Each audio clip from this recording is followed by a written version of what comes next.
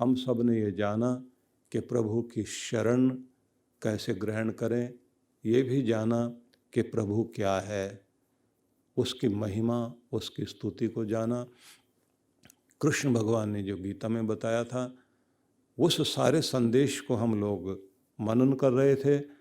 और कल हम ये चिंतन कर रहे थे कि वह परमेश्वर जो सर्वव्यापी, सर्वंतर्यामिन, सर्वशक्तिमान, अजर अमर अभय नित्य पवित्र शुद्ध बुद्ध मुक्त स्वभाव है, जो अंतर्यामी होने के साथ साथ पतित पावन है, माता पिता बंधु सखा, और जो सभी का दाता, सभी को क्षमा करने वाला, दयालु और न्याय करने वाला ईश्वर है, जिसके अनेक अनेक नाम है, जो सब जगह है, सब घट में है, सब के अंदर बसा हुआ है। उस प्यारे ईश्वर की तरफ जाने के लिए हम सब लोगों को क्या उपाय करना चाहिए, तो नाम जपने का तरीका भी बताया था। साथ में ये भी कहा था कि आपका जपा हुआ नाम व्यर्थ नहीं जाएगा। मैंने मीरा का उदाहरण दिया था कि नाम नाम बिन न रहे, सुनो सयाने लोग। जपा हुआ नाम नाम पैदा कर देगा, आपका सम्मान बढ़ा देगा, आपके बाद भी आपका नाम दुनिया में रहेगा। और ये जपा हुआ नाम आपका लोक भी सुधारेगा, परलोक भी सुधारेगा। मीरा की कोई संतान नहीं थी और मीरा का कोई शिष्य भी नहीं था, लेकिन मीरा का नाम आज भी है और मीरा का नाम हमेशा रहेगा। उदाहरण दिया गया था। तो ये सब इसलिए बताया गया कि समय निकालकर प्रभु का नाम जपना सीखिए। ये भी बताया था कि नाम जपना, मंत्र जाप करना और जाप करते करते ध्यान में जाना, और ध्यान से ध्यान हट जाए तो फिर नाम जपते जपते फिर ध्यान में जाना। इस तरह से आप अपने मंत्र को सिद्ध करें, प्रभु से अपने आप को जोड़ें। ये सारी चीज़ों की चर्चाएं हुई और अब आज हम इससे आगे के मार्ग पर जा रहे हैं। इसके बाद में आता है कि दवाई भी बता दी गई, तरीका भी बता दिया गया। अब परहेज की बात है। परहेज क्या करना है?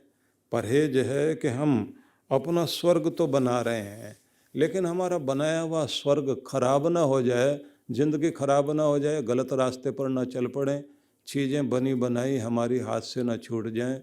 तो उसके लिए कृष्ण भगवान ने एक संदेश दिया है।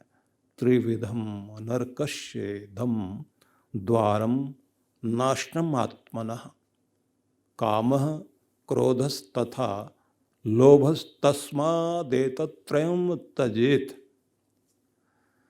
श्री कृष्ण ये कहते हैं त्रिविधम नरकस्य इदम द्वारम, तीन नरक के द्वार हैं और मनुष्य के अंदर ही हैं। नाशनमात्मनः, जो व्यक्ति के पतन का कारण होते हैं, ऊपर से उठाकर नीचे गिरा देते हैं। और तीनों के तीनों दुर्गुण व्यक्ति के अंदर हैं।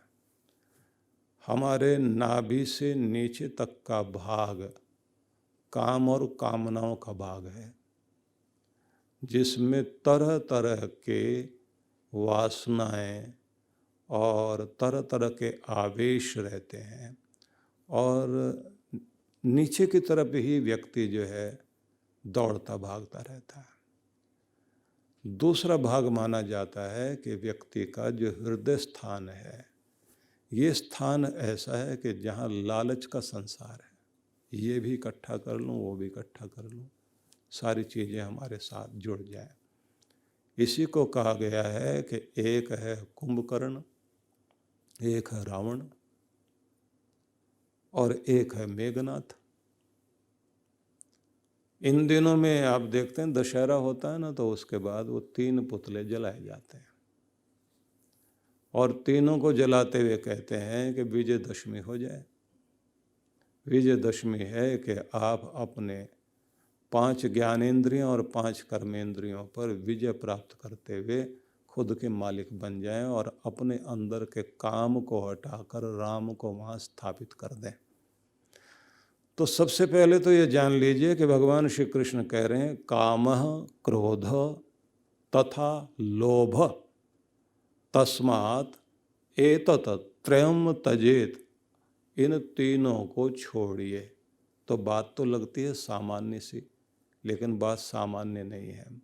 क्रोध बैठा हुआ है माथे पर और लोभ बैठा हुआ दिल पर, और काम बैठा है नाभि से लेकर हमारे समस्त नीचे के अवयव इंद्रियों पर।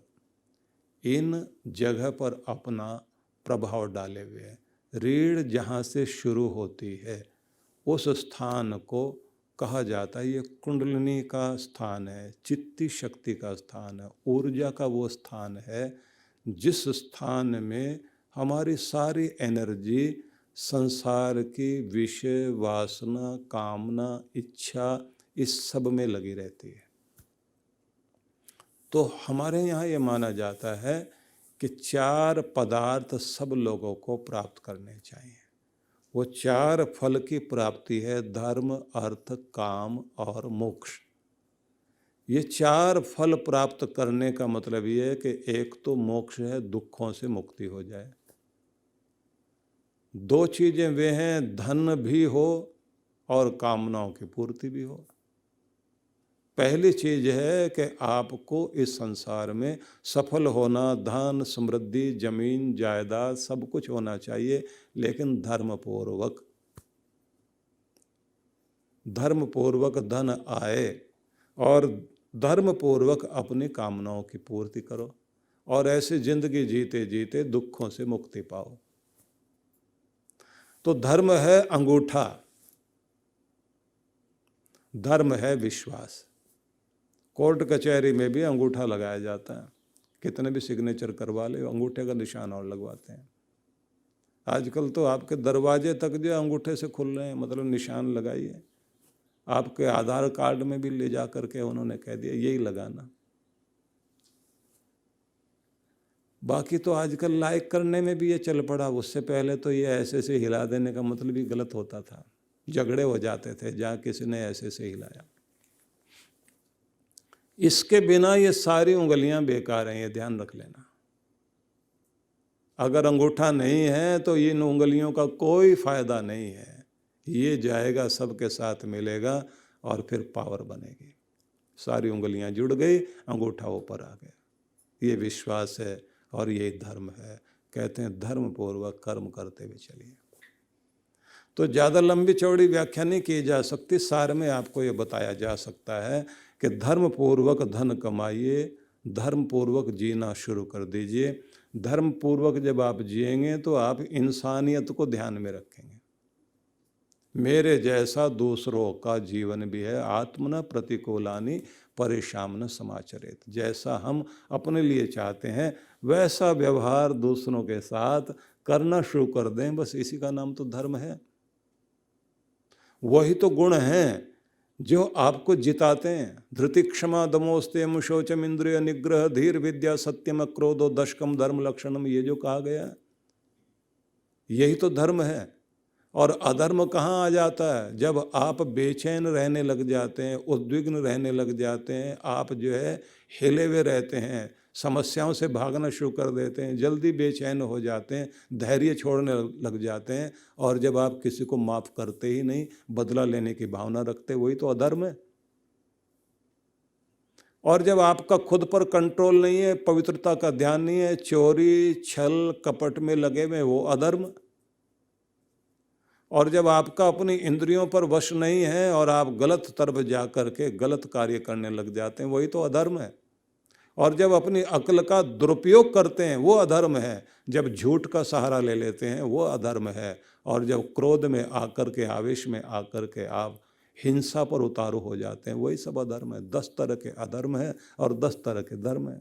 जब धैर्य आपके अंदर है, जब आपके अंदर क्षमा करने की भावना होती है, छल कपट से आप दूर हो जाते हैं, इस सब को धर्म कहा गया है।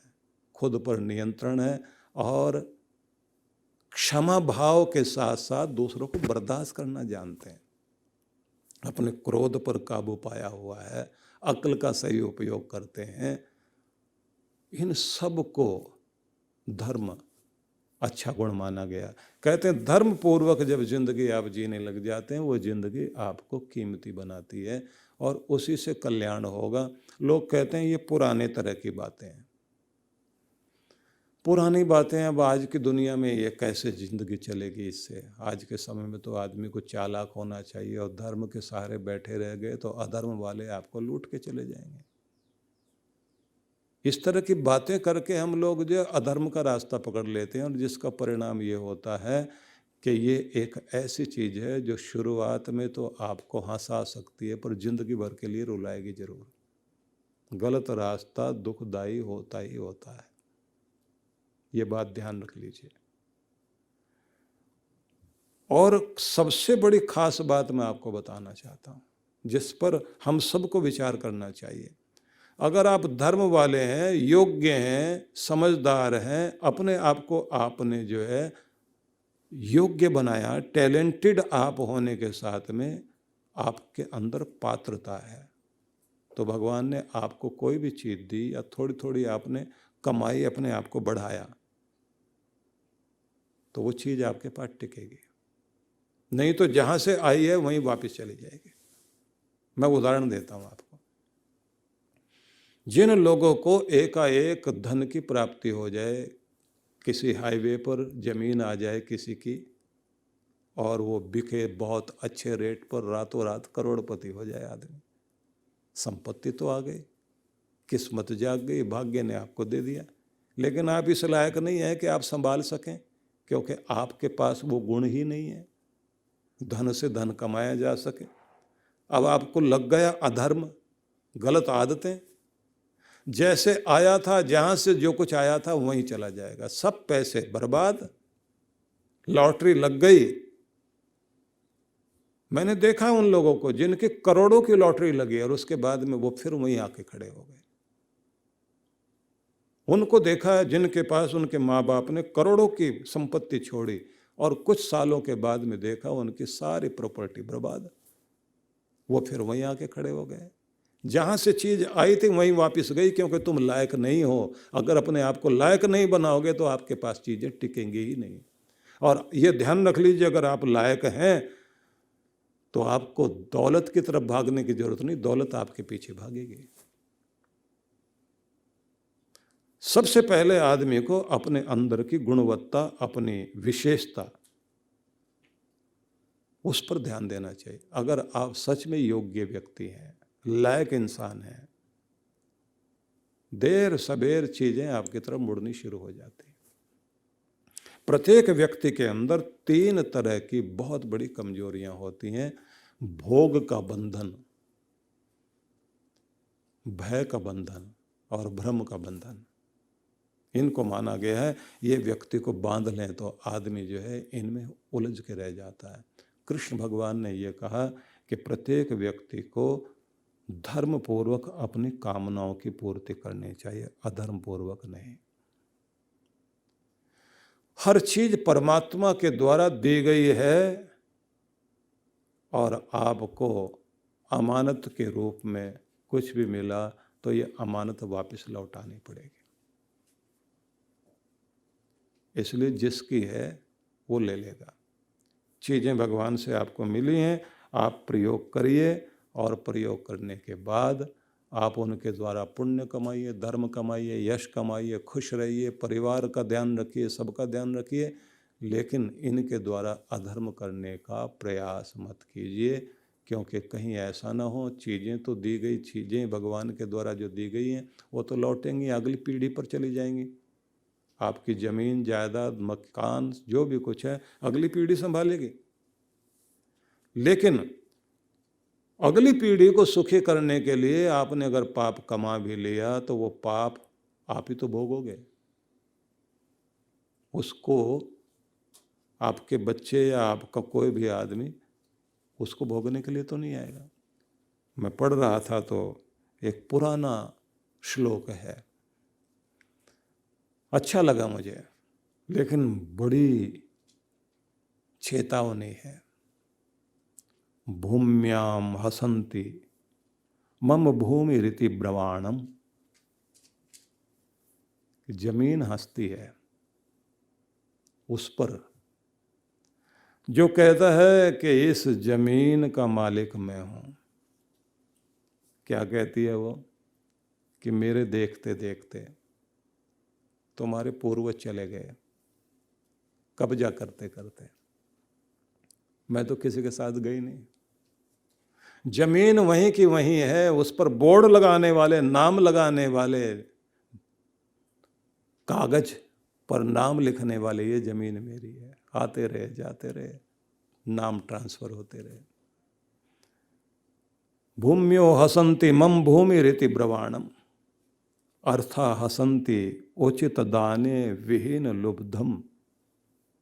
दौलत हंसती है उस समय, उसे देखकर जो लालची है, संपत्ति का सही उपयोग नहीं कर पाया, जोड़ जोड़ कर रख गया, या तो फिर वो बन गया कैशियर। जैसे बैंक का कैशियर होता है, रोज गिनता है, हिसाब किताब रखता है और रख कर कहता है इतने हो गए, ड्यूटी अपनी पूरी हो गई।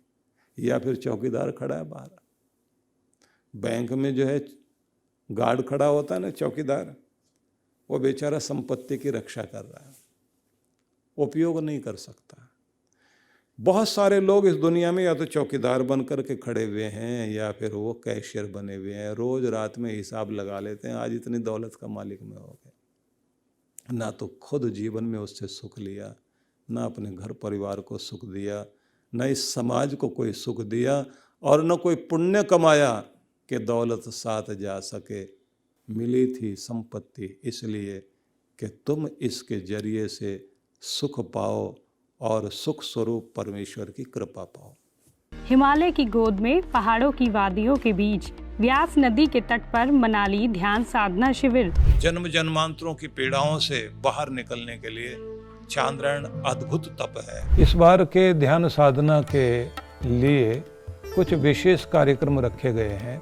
एक तो नित्य साधना कराई जाएगी, दूसरी होगी डिवाइन ब्लिस मेडिटेशन, तीसरी जो है वो दिव्य शक्ति साधना कहेंगे, जिसका मतलब होगा कि आप जो है विश्व शक्ति से कैसे जुड़ सकते हैं, और साथ में वॉकिंग मेडिटेशन भी इसके अंतर्गत होगा। मन को बहुत शांति मिली, एक अद्भुत आनंद प्राप्त हुआ। जिस माइंडसेट और जिस भारी मन से मैं आई हुई थी यहाँ पे, वो काफ़ी कम हुआ है। और every time whenever I come for this शिविर I feel something different, a new energy in me. Thank you to Maharaj Shri and thank you to all of you. तो आज ही पंजीकरण कराएं